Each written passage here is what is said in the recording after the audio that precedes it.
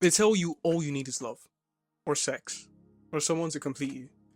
Everywhere you look, in movies, in music, on social media, the message is the same.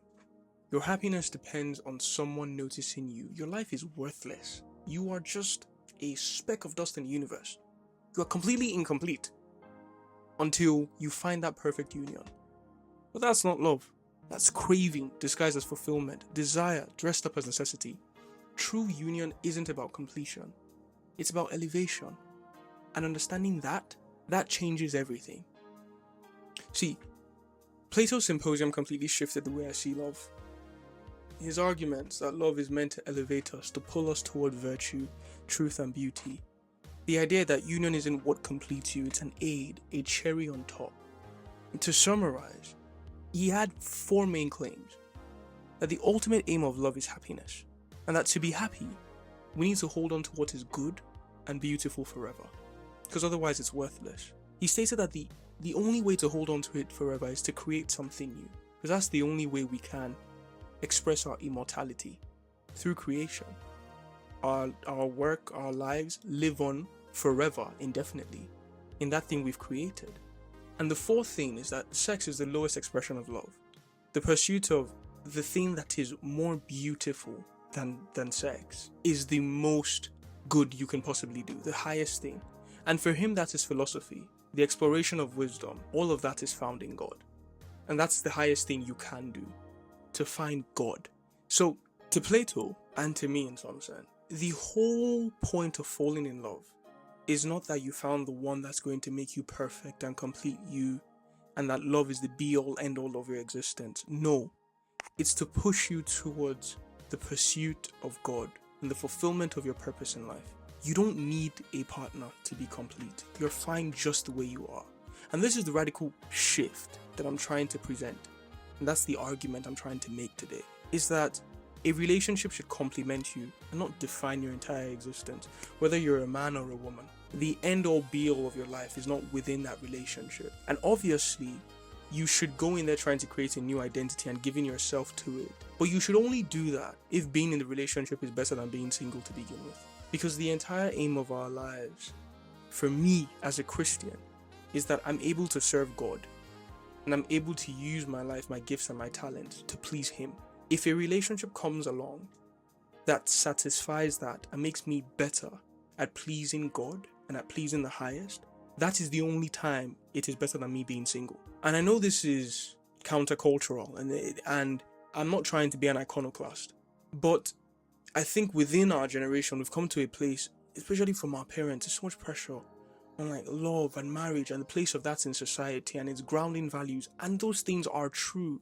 And the family being the first foundation for societal elevation, those things are very, very true. But all of that is just supposed to aid the development of the person, of the individual. If your marriage doesn't do that, there's no point. If your relationship doesn't please God, there is no point.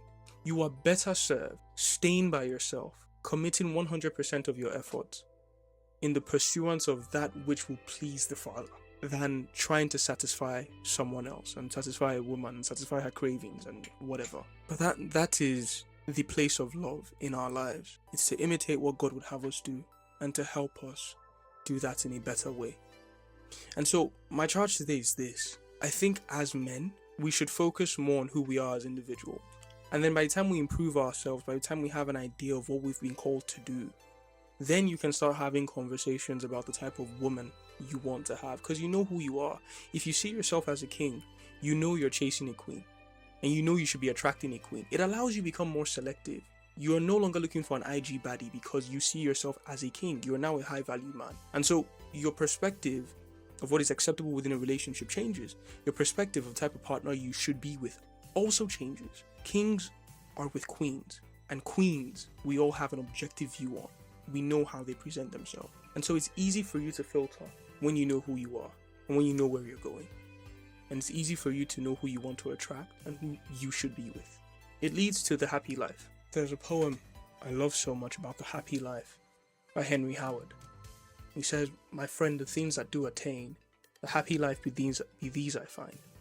The riches left, not got with pain, the fruitful ground, the quiet mind, the equal friend no grudge, no strife. The faithful wife without debate. The poem is much longer than that, but those are the lines that really speak to me. It talks about the night discharged of all care, the household of continuance.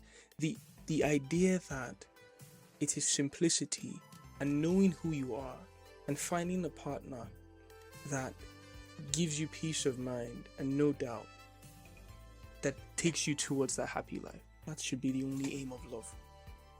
And if it complicates your pursuit of God in the process, then there's no point. So to every man watching this, every young man watching this, I encourage you today, just focus on yourself, man. Like, focus on giving your very best to the highest. Focus on God. Focus on finding who you are. And obviously, like, as we go along, I'm definitely going to start talking more about how to dress, how to position yourself, because you can have all those things and then not care about how you look, and then you put off the right person. But the most important thing, the foundation, is ensuring you're connected to God, and everything else will fall into place. Everything else, love, money, all of that, you're just the cherry on top. You're not the main thing. So with that being said, if that resonated with you, please like the video, subscribe, share, leave a comment. We're trying to get to 1,000 subscribers by the end of the year, and every engagement with the content really goes a long way to help the YouTube algorithm and showing more people our videos. So until next time, peace, love and light, guys.